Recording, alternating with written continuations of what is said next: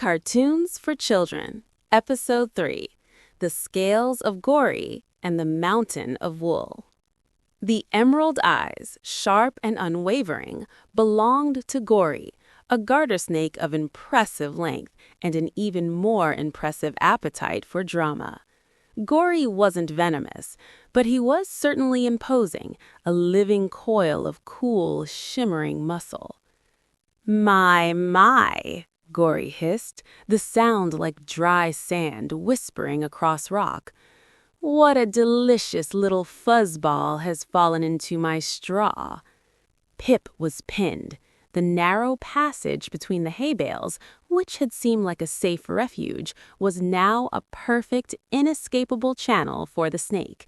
He could smell the clean, dry scent of Gori's scales, mingled with the sweetness of the straw. "I'm not a fuzzball," Pip protested, his voice a shaky tremor.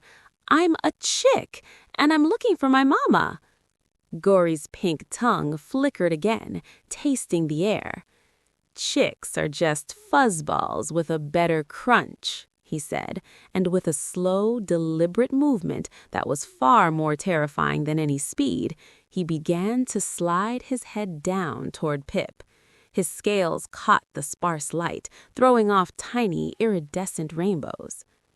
Pip backed up until his tiny tail feathers hit the rough, solid wall of the hay bale behind him. There was no going backward.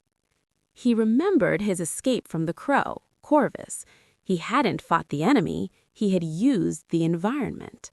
He looked around frantically. Above his head, near the top of the passage, a small, loose bundle of straw was held precariously in place by a single, fraying piece of twine.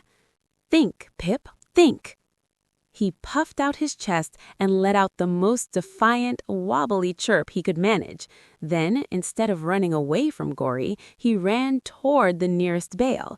He braced his little feet, closed his eyes, and started scratching the straw with all his might, like he was digging for the biggest, juiciest worm in the world. He was aiming for the twine. His tiny claws snagged the tough fiber. He pulled, he pecked, he yanked. Gori paused, confused by this tiny, aggressive yellow creature. "What are you doing, little fool? Digging your own grave?" With a final, desperate tug, Pip broke the twine. The bundle of hay above them, released from its binding, didn't just fall, it cascaded. Thousands of dry, brittle stalks rained down, a golden, overwhelming avalanche. Whoosh! Gori was instantly buried, not injured, but completely obscured. The straw was dry and ticklish, and he let out a frustrated, muffled huss from beneath the heap. Pip didn't wait to see the snake emerge. He scrambled up and over the now lowered pile of straw, reaching the very top of the hay bale fortress. He was high up. He could finally see the whole farm. He saw the red roof of the coop, a beacon of hope, but it was miles away, across the central, sprawling pasture. He also saw the owner of the next set of heavy thumps that shook the bale beneath his feet. Below him, munching steadily on the short, cropped grass of the field, was a sheep. Not just any sheep, but Bartholomew, a colossal ram whose fleece was so thick and white it looked like a drifting cloud of laundry. Bartholomew's wool was a maze of knots and curls, an impenetrable moving mountain. The sheep's path led directly past the hay bales. Pip's only way down was to jump, but the ground was too far. Closer, Bartholomew the Ram approached the fortress. Pip had to get across the field. He had to use the moving mountain. Taking a deep breath and remembering the comforting softness of his mother's feathers, he took a great, terrifying leap, not for the ground, but for the sheep. He landed with a soft thump deep within the springy, scratchy wool of Bartholomew's back. It was like falling into a warm, white pillow fort. He had managed to hitch a ride. The wool was hot and smelled strongly of lanolin and sunshine. It was confusingly dense. He couldn't see anything but a tangle of off-white curls. He was completely blind, stuck deep within the moving mountain. Bartholomew, feeling a negligible shift in weight, perhaps a particularly large fly, simply shook his head slightly and continued his slow, methodical grazing walk across the pasture.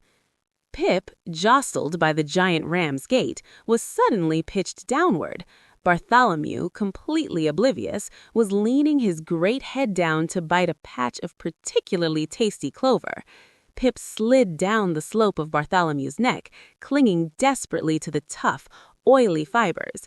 He slid all the way to Bartholomew's head, right next to the ram's huge, curling horn. He was eye to eye with the ram. The ram's eye was a large, placid pool of brown, framed by thick, slightly grumpy lashes. Bartholomew stopped chewing. He slowly turned his head to look at the bright yellow creature that magically materialized on his nose. "Bah?"